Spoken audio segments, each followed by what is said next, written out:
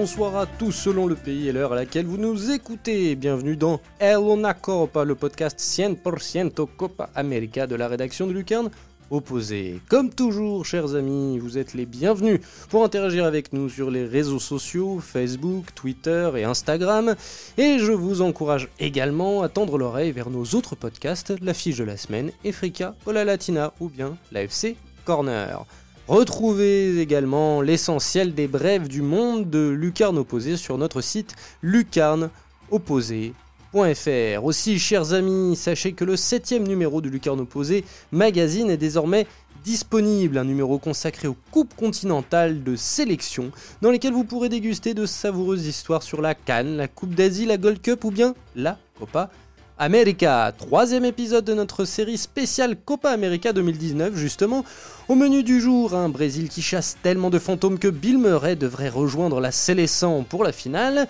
Une Argentine pour qui la parenthèse enchantée s'est bien vite refermée, emportant avec elle bien des espoirs et laissant ressurgir bien des interrogations. Un Pérou euphorique, prêt à vivre dans la plus grande des passions une finale de coupe après 44 ans de disette. C'était en 75, Bill Murray avait 25 ans.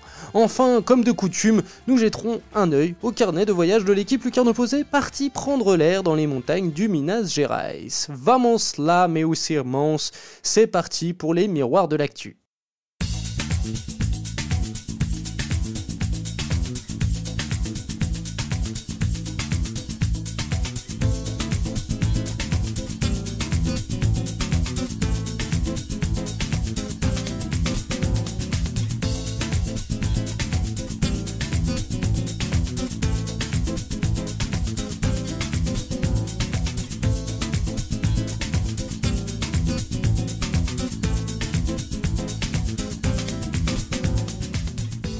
Ça y est, ils y sont, la première finale d'un tournoi, ouvrez les guillemets, qui compte, j'ai envie de dire, fermez les guillemets, pour la Seleção depuis 2007, et sa dernière victoire en Copa América justement, sans Neymar, sans trop de samba, mais avec beaucoup de travail.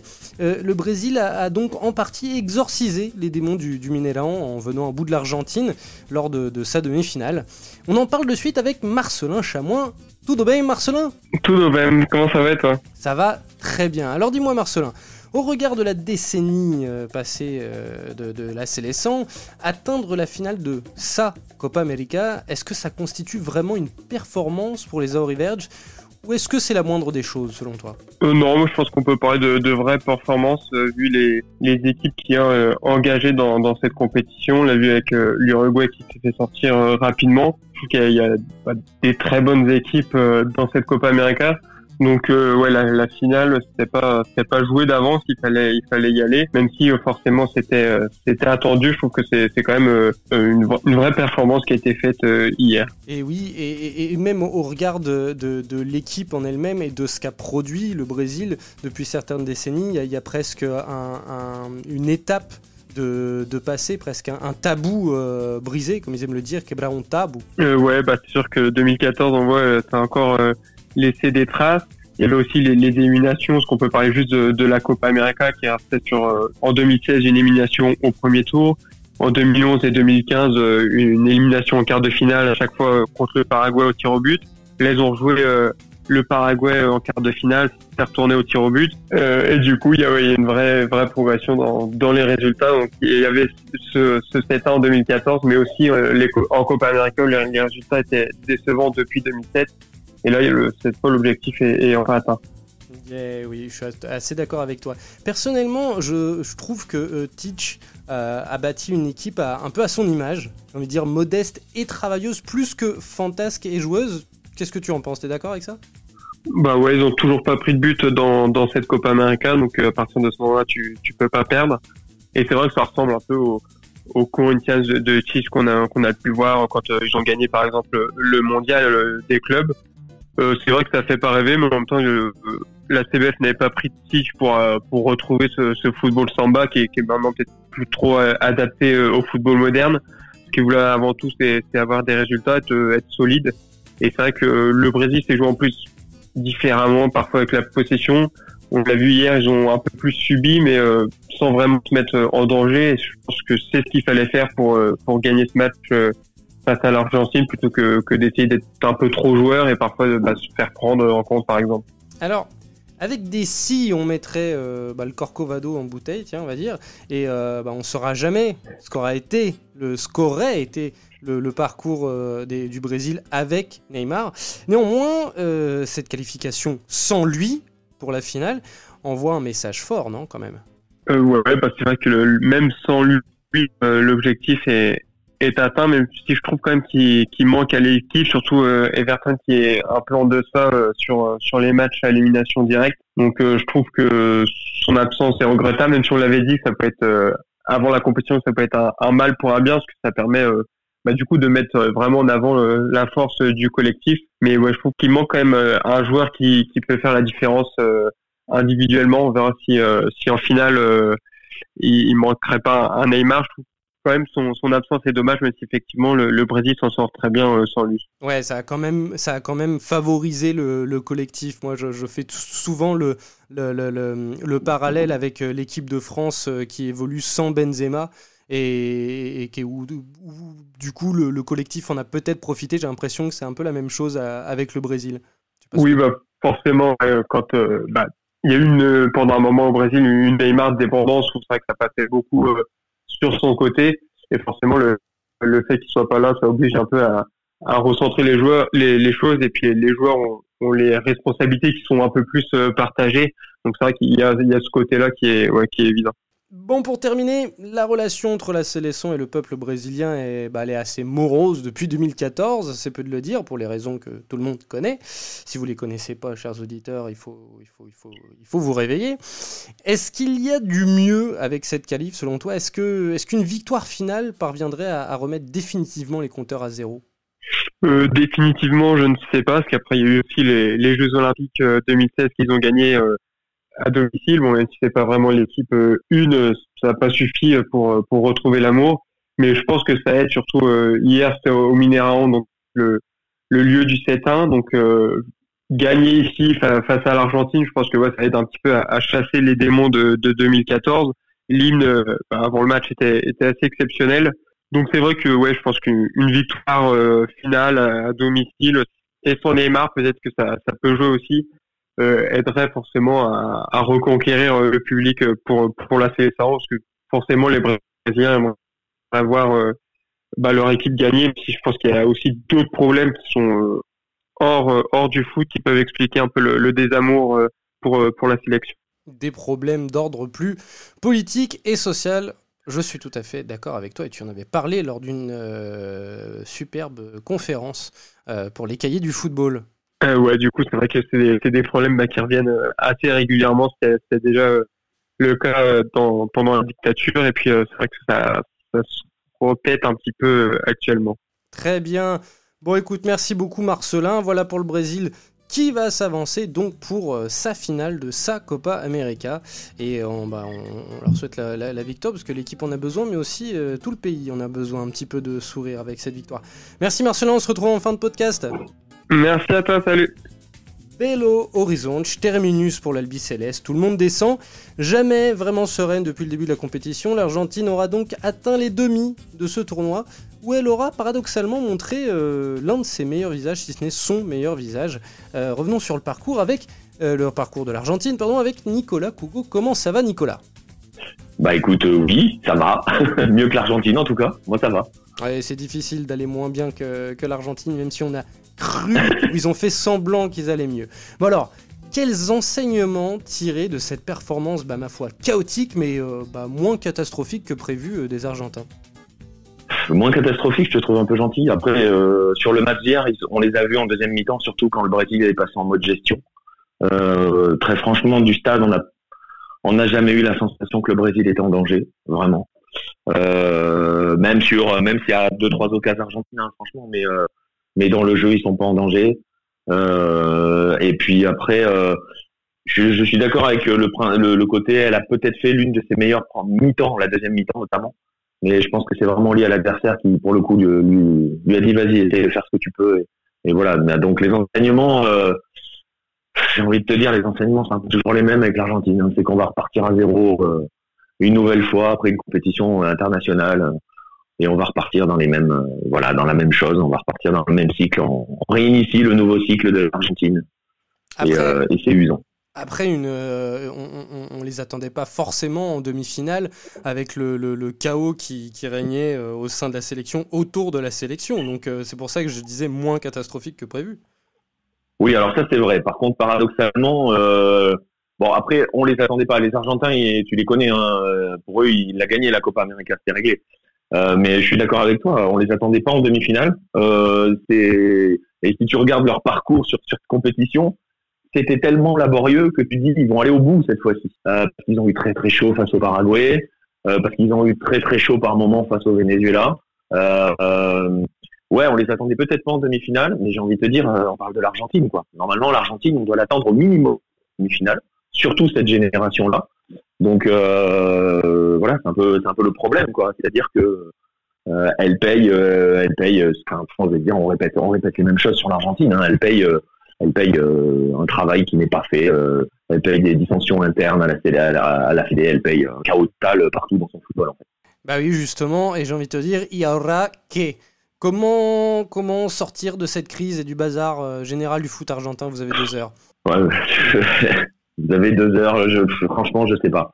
Le problème, après, on peut voir la chose de deux côtés. Enfin, le côté de l'affaire de deux façons. Soit on se dit ça y est, cette fois-ci ils vont comprendre. C'est-à-dire que là, on va être positif. Ils vont comprendre que ça va pas, qu'il faut changer le mode de fonctionnement, et ils vont se mettre au travail. J'avoue, j'y crois pas. Le problème, c'est que on a trop de divisions politiques au sein de la fédération. T'as Boca qui a pris la main sur la fédération, donc du coup qui s'oppose à River. Tout le monde se tire un peu dans les pattes. T'as un président de la fédération qui est pas fort. Pierre, on sait pas trop à quoi il sert. Je pense il peut peut-être sauter. Lui, on va voir.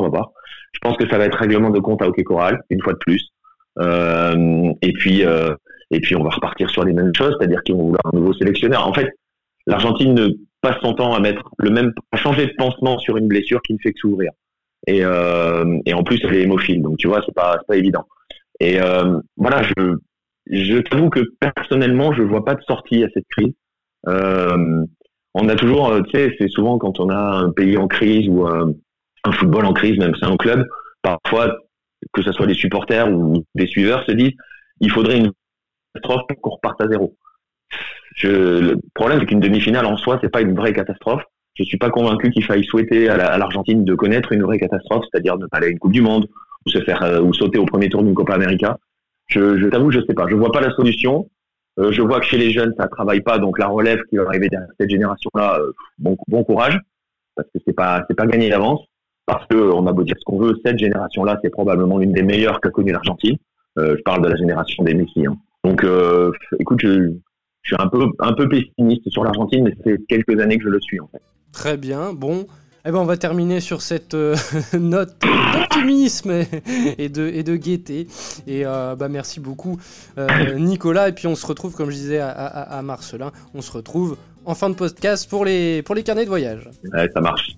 On les savait plein de talent et dirigés par un entraîneur de qualité, mais peu d'entre nous les voyaient se hisser aussi loin dans la compétition.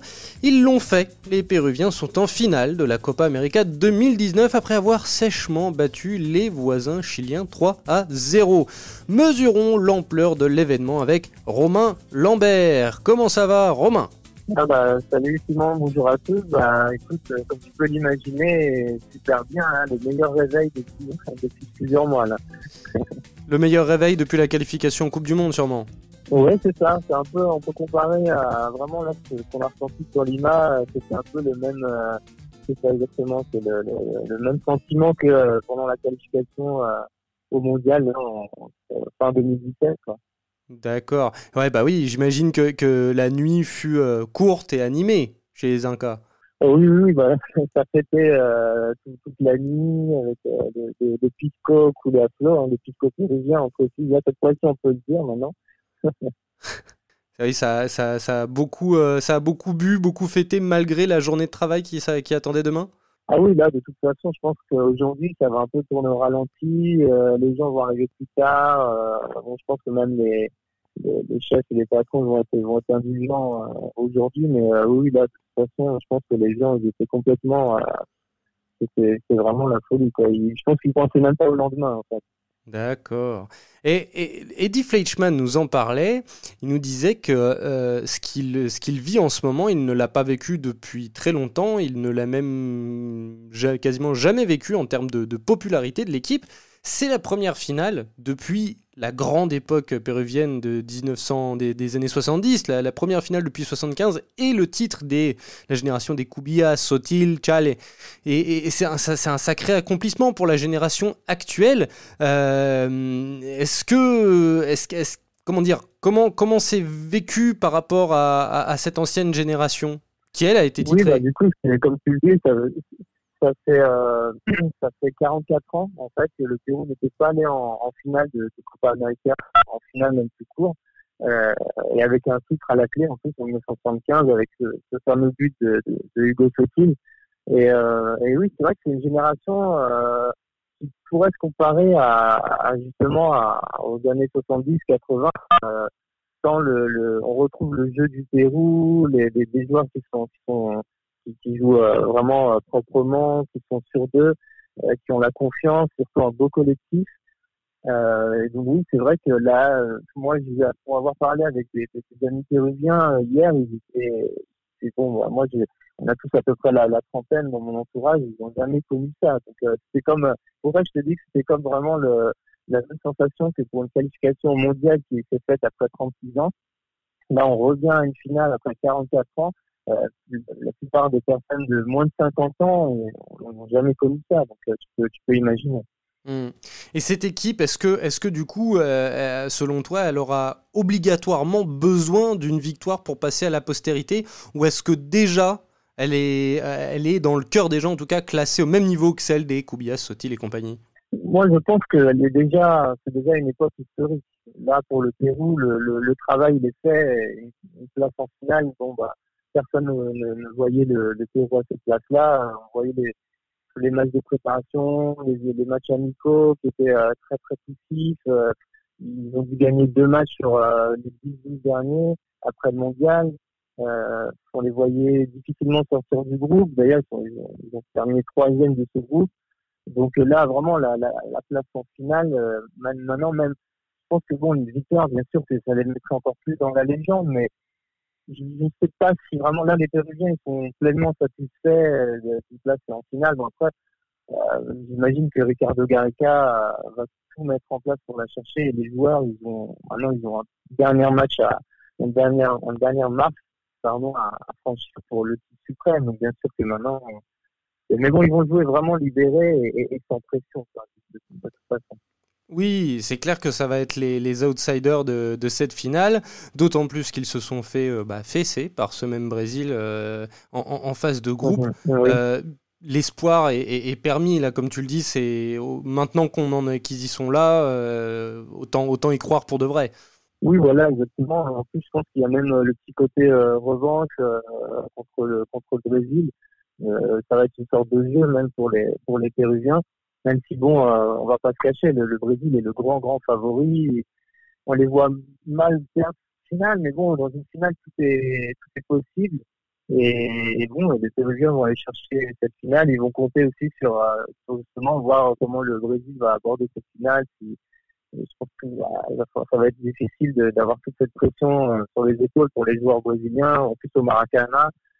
Donc voilà, la balle est du côté du Brésil, et bon, le Pérou, il va un peu attendre la moindre erreur, le moindre aveu de faiblesse de son adversaire pour bien pour les piquer un peu dans le cœur, quoi.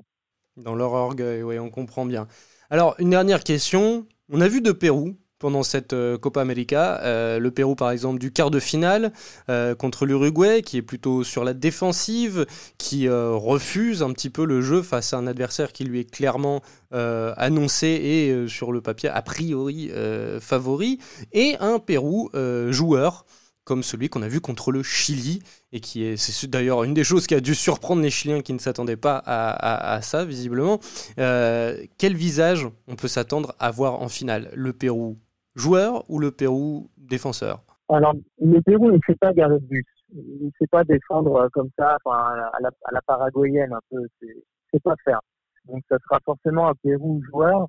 mais appliqué, beaucoup plus appliqué que contre l'Uruguay, que contre le Brésil, parce que contre le premier match contre le Brésil, ils ont peut-être voulu trop jouer et trop peut-être prendre le jeu, et bon, ils ont complètement perdu le match. C'était une catastrophe, et c'était même un accident, ce match-là.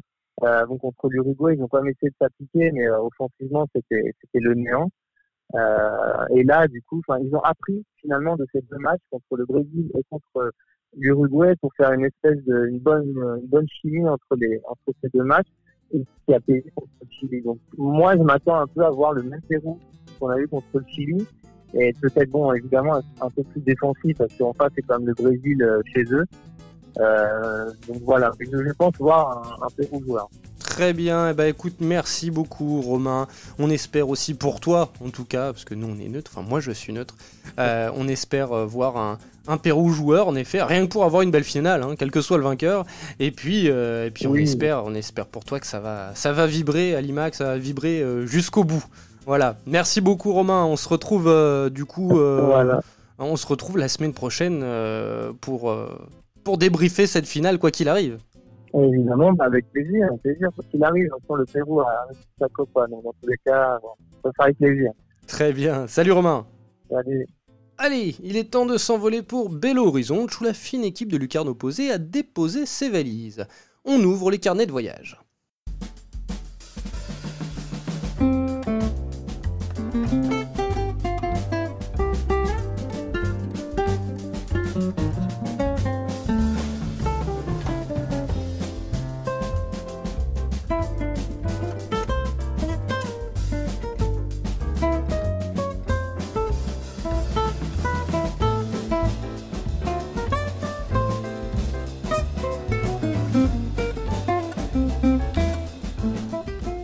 Bonjour messieurs, comment ça va ? Alors oui, aujourd'hui, notre équipe, encore une fois, le chef est occupé, Nicolas Cougo. Alors on aura pour faire ce carnet de voyage de l'équipe Lucarno Posé, Pierre Gerbeau, Jordan Bozonnet et Marcelin Chamoin. On va faire un bonjour général, un bonjour choral et je pense inaudible. Comment allez-vous messieurs ? Ça va.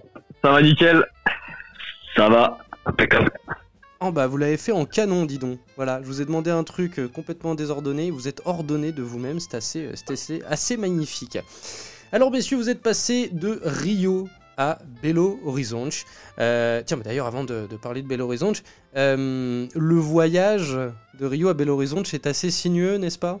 Ah ouais, clairement, c'est même montagneux, c'est assez surprenant parce que quand on pense Brésil, on pense pas forcément à voir ça et ouais, c'était les petites routes de montagne et c'était ma foi sympathique, sauf peut-être pas pour tout le monde, mais ça va, c'est sympa. Y a pas eu de blessés ? Non, après c'est pas illogique, on passe de 0 mètre à 800 mètres d'altitude, donc c'est pas illogique de passer dans la montagne, quoi. Disons que c'est abrupt, c'est-à-dire qu'en fait c'est un plateau très abrupt, et la route est à flanc de montagne avec des beaux virages enlacés, une route que je connais très bien et que vous allez prendre pour revenir à Rio et voir la finale dans l'autre sens, messieurs, c'est-à-dire en descendant. Je vous laisse réfléchir à cela. Belo Horizonte, la capitale du Minas Gerais, dans laquelle j'ai vécu, que je connais assez bien, et j'aime comparer cette ville et cette région à une sorte d'Auvergne gigantesque, puisque vous l'avez dit, c'est de la moyenne montagne. Ma foi, vous êtes sortis là pour le coup de l'habituelle carte postale brésilienne, vous touchez une partie du pays beaucoup plus méconnue en Europe. Qu'est-ce que ça vous évoque ? Pas grand-chose, apparemment. À ce point-là. Bon, c'est vrai que non, ça change beaucoup de Rio. Après, on n'a pas eu le temps en vrai encore de vraiment visiter la ville. On a juste un peu parcouru en Uber pour se rendre au stade et puis pour aller au Cruzeiro aussi, mais c'était dans le même coin. Donc on n'a pas vu grand-chose, mais c'est vrai que ouais, c'est pas Rio. On perd aussi quelques degrés le soir. Mais on va essayer cet après-midi de voir un petit peu plus la ville, histoire de dire qu'on a fait quelque chose quand même. Et vous allez me dire que vous êtes pas encore allé prendre quelques caipis ou quelques bières ? Si. Non, le premier soir. On travaille dur, on n'a pas le temps. Très bien, ça c'est bon à savoir. Tu allais dire quelque chose, Jordan ? Non, juste le premier soir, quand on allait manger des pizzas, là, on s'est baladé un peu. Il y a un endroit où ça bouge pas mal, où il y a tous les bars. Et après, sinon, on n'a pas fait encore grand-chose. On se baladera cet après-midi pour découvrir un peu plus la ville. Et c'est sûr que pour passer de Rio à Belo Horizonte, il faut se mouiller la nuque. Faut se mouiller la nuque, c'est-à-dire c'est-à-dire que y a rien à voir, quoi. Et c'est beaucoup mieux Rio que Belo Horizonte. Ah, bah voilà un avis tranché. Qu'est-ce qui te fait dire ça? C'est le climat, déjà, rien que le fait qu'il y ait l'océan à Rio, c'est totalement différent. Après, même au niveau de la chaleur, il fait beaucoup plus chaud à Rio. C'est vraiment, moi je m'attendais à ça du Brésil, quoi. Je pensais à Rio. Et Belo Horizonte, c'est totalement différent.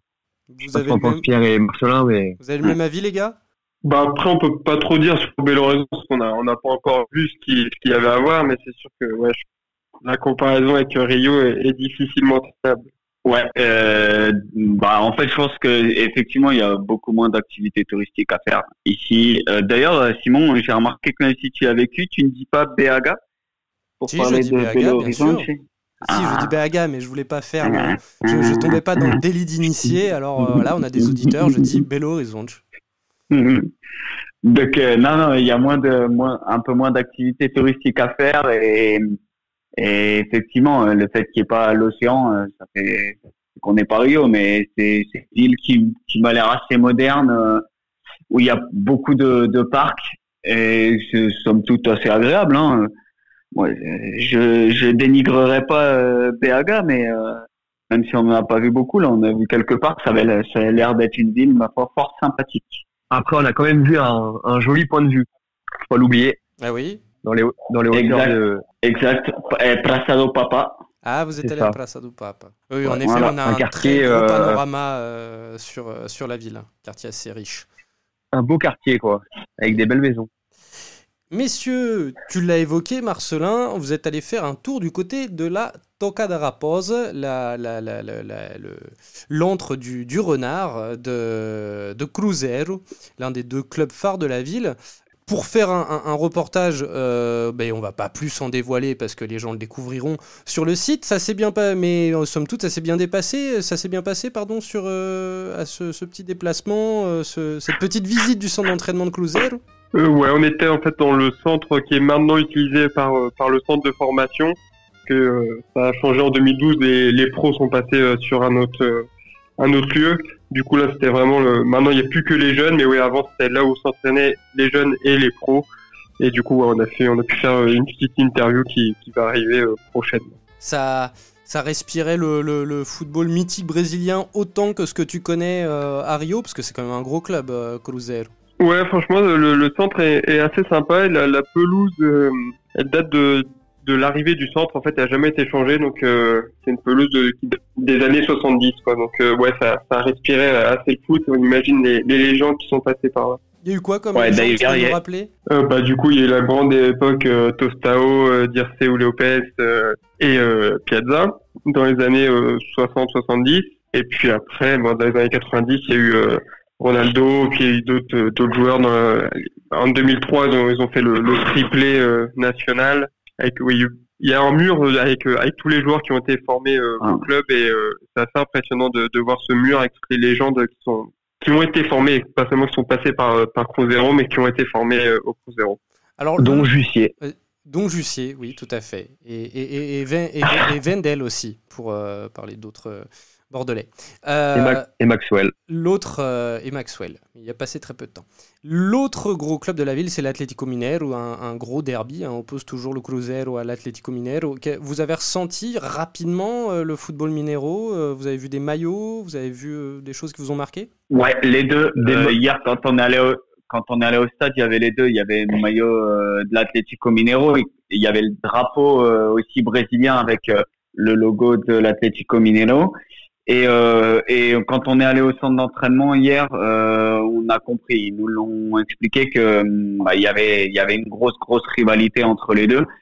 Et d'ailleurs, c'est marrant puisque les deux s'affrontent au Mineirao mercredi prochain, il me semble. Donc c'est assez sympa de vivre cette rivalité peu de temps avant un match entre les deux. Généralement, ils font monter la pression et pour avoir encore des groupes de WhatsApp d'amis brésiliens du Minas Gerais, de Belo Horizonte. La pression monte déjà. Et là, le dernier, la dernière petite guéguerre, la dernière vanne, et ça va amener d'ailleurs mon dernier point, c'était justement sur le fait que le Brésil-Argentine se joue au Mineirão, se joue à Belo Horizonte, et que le Brésil était reçu au centre d'entraînement de l'Atlético Mineiro, que l'Argentine était reçue au centre d'entraînement de Cruzeiro, et que pour la réception de ces deux équipes, l'Atlético Mineiro avait fait une rangée, un corridor, un couloir de maillots, et Cruzeiro avait fait un couloir de trophées.